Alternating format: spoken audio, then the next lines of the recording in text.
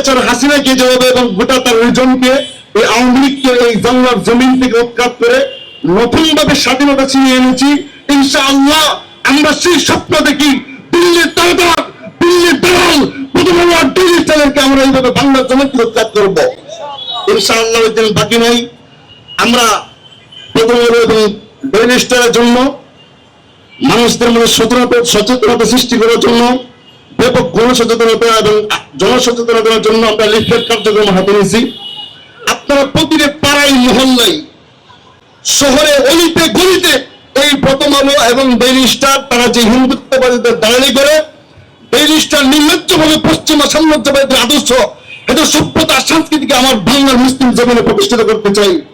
প্রথম আলো দিল্লির তাবেদার, দিল্লির সংস্কৃতি, দিল্লির সভ্যতা, দিল্লির আকীদাকে বাংলার জমিনে প্রতিষ্ঠিত করতে চাই। এদের ছত্রছায়ায় তৈরি হয়েছে ইসকন, এদের ছত্রছায়ায় তৈরি হয়েছে ইসকন।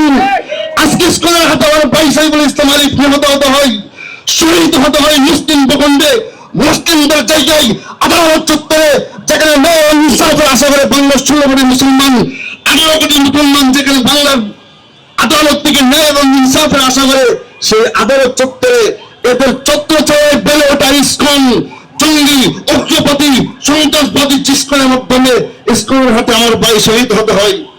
আমরা সরকার সহ জনগণ সহ আমরা প্রত্যেকে আহ্বান জানাই আপনারা আমাদেরকে সহযোগিতা করুন। আমাদের সাথে আপনারা সুরে সুর নিয়ে বলুন ইসকনকে বাংলার জমিন থেকে নিষিদ্ধ করতে হবে। এই জমিনে হিন্দু থাকবে কোনো সমস্যা নেই, খ্রিস্টান থাকবে কোনো সমস্যা নেই। যদি হিন্দুদের মধ্যে কোনো চরম জঙ্গিবাদ সৃষ্টি করে মুসলিমদের মধ্যে যে সংগঠনগুলিকে নিষিদ্ধ করা হয়েছে, আমরা যেইগুলোর ক্ষেত্রে যেমন আইএস সম্পর্কে অনেকে জানেন, ইসলামিক জঙ্গি সংগঠন খারেজি, আমরা এদেরকে নিষিদ্ধ করার জন্য আহ্বান জানাই। পাশাপাশি হিন্দুদের মধ্যে যে কোনো সংগঠন তৈরি হয় এরকম ইসকন এবং সন্ত্রাসী কার্যক্রম সৃষ্টি করতে চাই, এই জমিনকে শান্ত, জমিনকে অশান্ত করে পাইতারা করে আমরা অতি দ্রুতই সকলের কাছে আবেদন জানাই, গভর্নমেন্টের কাছে আবেদন জানাই অচিরেই যেন ইসকনকে এবং এই ধরনের সন্ত্রাসী সংগঠনগুলোকে নিষিদ্ধ করা হয়।